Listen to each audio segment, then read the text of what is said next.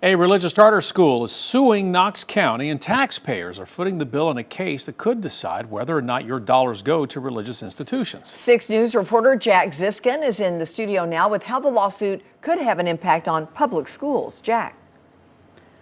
Congress shall make no law respecting an establishment of religion. That's a direct quote from the United States Constitution, but a recent lawsuit brought against Knox County School Board by a self-described religious charter school, which has no phone number, no campus, and only one staff member listed on their website, is seeking to change that. They are not taking it up with the state who made the law.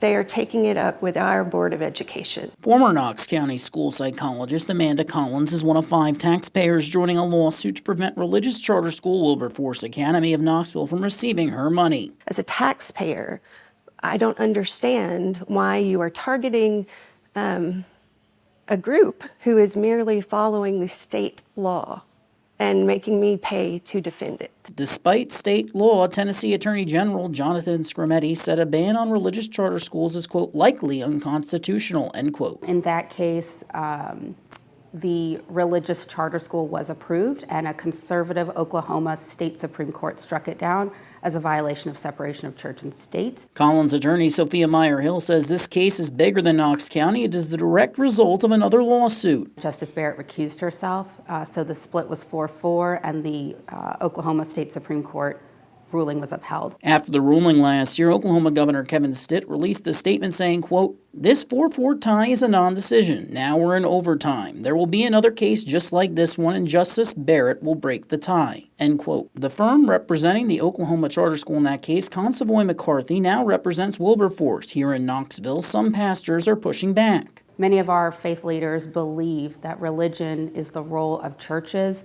and family and congregations to be introducing that to children.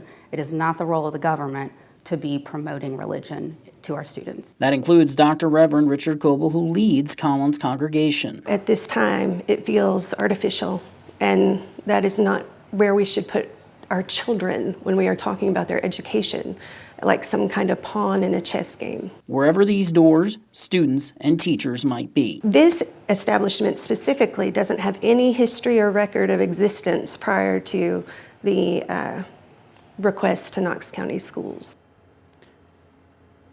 The school had no social media presence until 2 months after the lawsuit was filed in November, but future principal Zach Wishart says he's excited to open a, quote, tuition-free, high-quality Christian charter school.